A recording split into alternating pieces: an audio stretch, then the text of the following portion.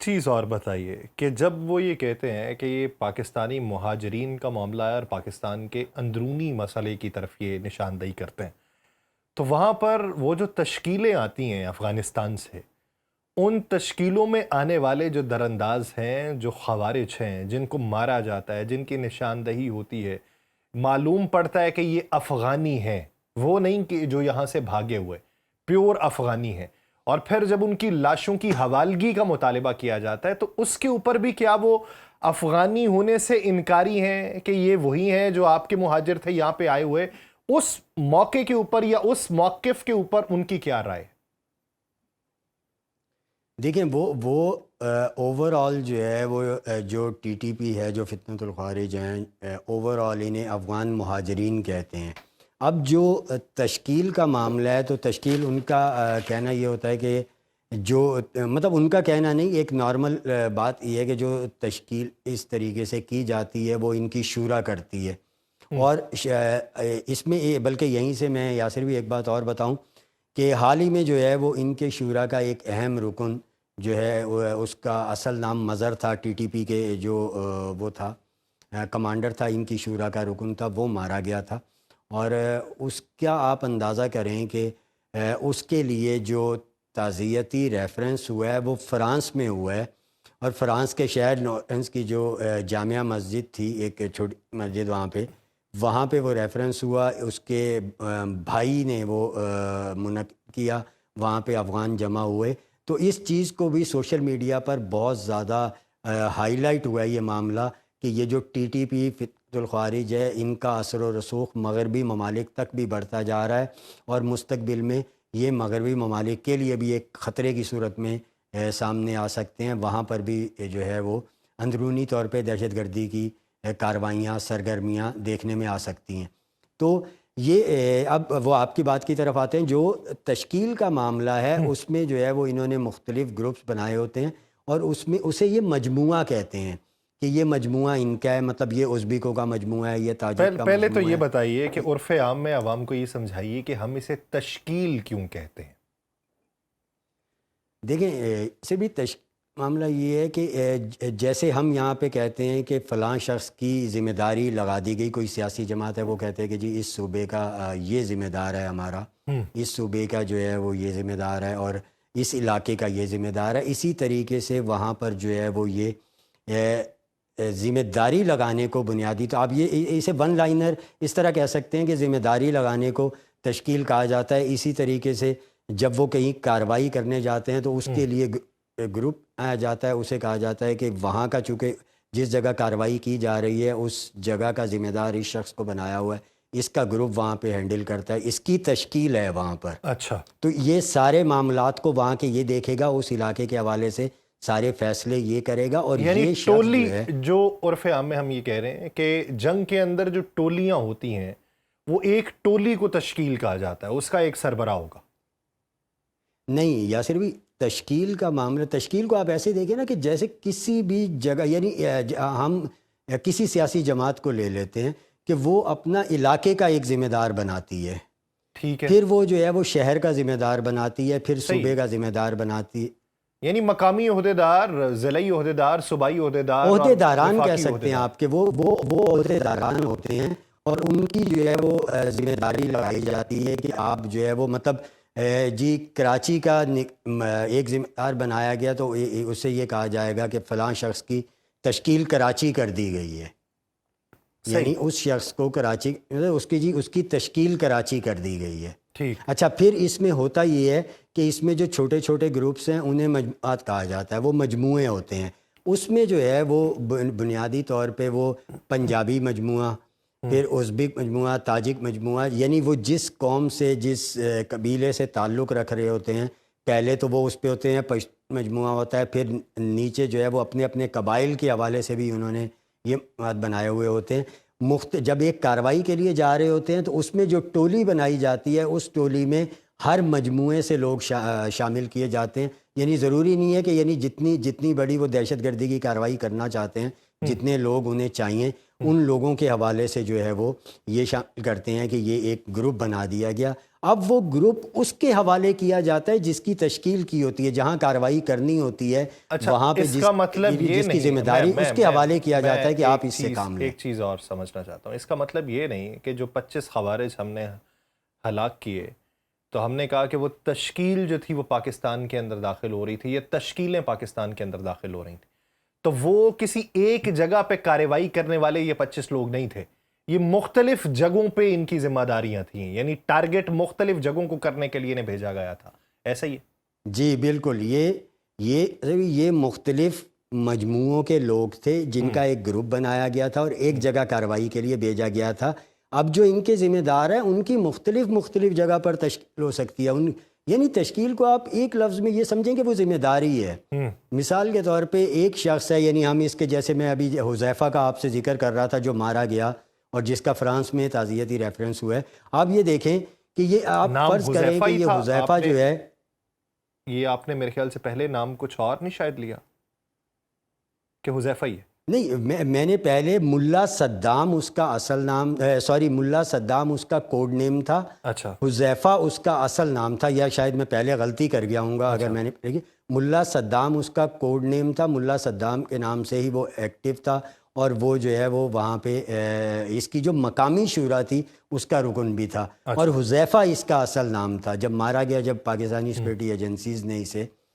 جو ہے وہ میں لیا، اس کی جب پوری یعنی تحقیقات کی گئی، اس کا فائل چیک کیا گیا تو پتہ یہ چلا کہ اس کا اصل نام حذیفہ ہے، اور یہ قندوز میں بھی سرگرم رہا، اور جس دن کارروائی کر کے یہ پکتیا میں پاکستانی پوسٹ پر حملہ کرنے کے لیے آئے تو اس دن جو ہے وہ یہ سارے وہاں پہ مارے گئے، یہ جو دہشت گرد تھے ان میں یہ شامل تھا۔ اور پھر جو تعزیتی ریفرنس کی میں نے بات کی تو یہ ان کے بھائی نے جو ہے وہ فرانس میں کروایا۔ اب میں آپ کو مثال یہ دے رہا تھا کہ اب یہ حذیفہ کا آپ یہ سمجھیں کہ یہ پکتیا کا ذمہ دار بنایا ہوا ہے وہاں پہ نا، ایک مثال دے رہا ہوں میں آپ کو، یا حذیفہ عرف ملا صدام یہ وہاں پہ اس کا ذمہ دار بنایا ہوا ہے۔ اچھا اب دیکھیں یہ وہاں پہ اس کی تشکیل ہے حذیفہ کی نا، ٹھیک، اب وہاں پر جو کابل میں ٹی ٹی پی کے دہشت گرد ہیں وہ وہاں سے جو ہے وہ جو بھی لوگ یہاں بھیجیں گے وہ گروپ آئے گا، اچھا، وہ گروپ ہوگا، اور وہ جس کی یہاں پہ تشکیل ہے اس کو آ کے ڈیٹیلز بتائے گا کہ ہم اس کارروائی کے لیے، باقی جو لوکل لاجسٹک ہے وہ جس کی تشکیل ہے یعنی ملا صدام اور حذیفہ کی، یہ وہاں پر جو ہے وہ ان کو مدد فراہم کرے گا، اور یہ ان سے جو ہے وہ وہاں پہ کارروائی کروانے میں جو سہولت کاری ساری یہ کرے گا، وہ گروپ کارروائی کر کے واپس چلے جائے گا، اس کی تشکیل وہاں پہ برقرار رہے گی۔ اب وہ گروپ جو وہاں سے بھیجے جاتے، جسے اگر کسی گروپ کو یہ کہا جاتا ہے کہ یہ تشکیل کے لیے جا رہا ہے، اس کا مطلب یہ ہے کہ وہ مستقل طور پہ وہیں رہ کے کارروائیاں کرتا رہے گا جب تک کہ اس کی ذمہ داری تبدیل کر کے کسی اور علاقے میں نہیں لگا دی یعنی جاتی۔ یہ اب میں اپنی کم علمی کہوں یا کم فہمی کہوں، اب یہ سمجھ میں آیا کہ جو ایک بار آ گیا وہ اپنی ذمہ داری پوری ہونے تک یہیں پہ سکونت پذیر رہے گا، جب تک اسے ریپلیس کرنے کے لیے کوئی اور نہیں آ جاتا، یا جب تک اس کی ذمہ داری کہیں اور نہیں لگ جاتی، اور نہیں لگ جاتی۔ اور یہ جو ہم کہہ ذمہ رہے ہیں داری سے ذمہ مراد داری یہ ہے کہیں کہ اور نہیں لگ تخریب جاتی، کاری کے لیے اسے کسی اور جگہ منتقل نہیں کر دیا جاتا، منتقل نہیں کیا جاتا، اور یہی تخریب کاری کے لیے کسی اور جگہ منتقل کیا جانا، اسی کو تشکیل کا نام دیتے ہیں کہ جی اس کی تشکیل ابھی پکتیا میں تھی، اب اس کی تشکیل پکتیگا میں کر دی گئی ہے۔ ٹھیک۔ تو اچھا، اب یہ بتائیے کہ اس کا نتیجہ کیا نکلے گا؟ وزیر دفاع نے جب یہ کہا کہ مذاکرات اگر بے نتیجہ رہے تو پھر جنگ ہوگی، اس کے آثار کتنے ہیں، اس کے نتائج کیا ہوں گے، اور اس میں کیا اب امریکہ کے کودنے کے امکانات ہیں؟ دیکھیں یاسر بھی ابھی تک تو جو ہے وہ حالانکہ ٹرمپ جو ہے وہ اس حوالے سے بھی دے چکا ہے، لیکن ابھی تک ایسا نظر نہیں آ رہا کہ امریکہ اس میں جو ہے وہ کودنے جا رہا ہے۔ البتہ ہم یہ کہہ سکتے ہیں کہ اگر جو ہے وہ معاملات خراب ہوتے ہیں تو شاید ہمیں چین اور ایران کی طرف سے جو ہے وہ کچھ سرگرمی نظر آئے، اور وہ کوشش کریں کہ ایک دفعہ پھر مذاکرات کی میز سجائی جائے۔ ایک چیز واضح ہے کہ اس وقت جو ہے وہ دیکھیں 2021-22 میں پاکستان اور افغانستان کے درمیان جو تجارتی حجم تھا وہ 2.5 ملین ڈالر تک جا چکا تھا، جو اب کم ہو کے 1.5 اور اس سے بھی کم ہو چکا ہے، یہ کشیدگی کی وجہ سے۔ تمام جو راستے ہیں وہ بند ہیں، جو راہداریاں ہیں وہ بند ہیں۔ اربوں مالیت کا سامان اس وقت سرحدوں پر موجود ہے. اربوں روپے مالیت کا سامان اس وقت کراچی پورٹ ٹرسٹ اور جو کراچی کی بندرگاہیں ہیں ان پر موجود ہیں جو افغان تاجروں کا ہے. وہاں پر وہ کنٹینرز موجود رہنے کی وجہ سے ان کا کرایہ بڑھتا جا رہا ہے اور مسلسل جو ہے وہ افغان تاجر نقصان اٹھا رہے ہیں. جو طالبان گورنمنٹ ہے یہ اس سارے جو معاملات ہیں ان کو برداشت نہیں کر سکتی, انہیں افورڈ نہیں کر سکتی. آپ دیکھیں نے جو 1.5 بلین ڈالر یا ٹریلین ڈالر کی بات کی آپ نے, بلین ڈالر کی, تو جی اگر یہ بائیلیٹرل ٹریڈ ہے یا صرف پاکستان سے ادھر جانے والا ہے؟ نہیں, یہ بائیلیٹرل ٹریڈ ہے. تو بائیلیٹرل ٹریڈ میں افغانستان کا حصہ کتنا ہے؟ یعنی نقصان تو دو طرفہ برداشت کرنا پڑے گا نا, تو اس میں حجم پاکستان کا ایکسپورٹ کا زیادہ ہے یا افغانستان کا؟ دیکھیں اس میں حصہ افغانستان کا زیادہ ہے. افغانستان میں اس کو آپ اس طریقے سے دیکھ سکتے ہیں کہ جب بھی یہ راہداریاں جو ہیں یہ بند ہوتی ہیں تو جو سب سے پہلے اب اس میں یہ ہے نا کہ پاکستان تورخم بارڈر ہے, چمن بارڈر ہے, غلام خان بارڈر ہے, انگور اڈا ہے, الچی ہے, سپن بول دیکھا ہے. یہ راہداریاں جب بند ہوتی ہیں تو جو سب سے پہلا امپیکٹ افغانستان کے اندر کریٹ ہوتا ہے وہ یہ ہوتا ہے کہ خوراک, ایندھن, ادویات اور تعمیراتی سامان کی قیمتیں آسمان سے باتیں کرنے لگ جاتی ہیں, جو ابھی بھی کر رہی ہیں. صحیح. انہیں جو گورنمنٹ ہے, یہ چاہے افغان طالبان کی ہو, ماضی کی گورنمنٹ سے, انہیں کوئی قابو نہیں کر پاتا تھا جب بھی پاکستان کی طرف سے راہداریاں بند کی جاتی تھی. اس وقت بھی یہی صورتحال ہے. اس وقت بھی عوام جو ہے وہ افغان عوام جو ہیں وہ طالبان کے اس غیر سنجیدہ رویے کی وجہ سے بلبلا اٹھے ہیں, مہنگائی کے زور سے اور ان ساری چیزوں سے. تو یہ صورتحال وہاں پہ اس وقت کریٹ ہو چکی ہے. اور مسئلہ یہ ہے کہ جو افغان طالبان ہیں وہ اس سچویشن کو بہت زیادہ دیر تک برداشت نہیں کر سکتے. ایک خدشہ یہ ہے, رات کو ایک اور شو میں بات چل رہی تھی سنگاپور کے ایک چینل میں, تو وہاں پہ ایک جو مبصر تھے جو بہت گہری نظر رکھتے تھے اس معاملات پر, تو انہوں نے بات کہی اور وہ جو ہے وہ نقطہ سمجھ بھی آتا ہے کہ افغانستان جو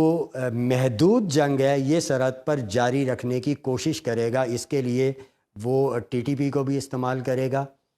خود بھی جو ہے وہ ہر طرح کا ہتھکنڈا استعمال کر سکتا ہے, کیونکہ اگر وہ مذاکرات کی طرف نہیں آتا اور کسی سنجیدہ حل کی طرف نہیں آتا تو اس کے پاس اس کے سوا کوئی چارہ نہیں ہے کہ وہ جو پاکستان کے ساتھ 2600 کلومیٹر کی سرحد ملتی ہے, اس سرحد پر مسلسل جو ہے وہ ہنگامے کی کیفیت, جنگی کیفیت جو ہے وہ جاری رکھے, تاکہ وہ اپنے عوام کو یہ بتا سکے کہ ابھی جو ہے ان کی طرف پوری توجہ اس لیے نہیں دی جا سکتی کہ ہم پاکستان کے ساتھ یعنی جنگ کی اس وقت پوزیشن میں اندرونی ہیں. معاشی معاملات سے نظر ہٹانے کے لیے سرحدی کشیدگی کو ہوا دینا یہ افغانی طالبان یا افغان جو اس وقت حکام ہیں ان کو سوٹ کرتا ہے.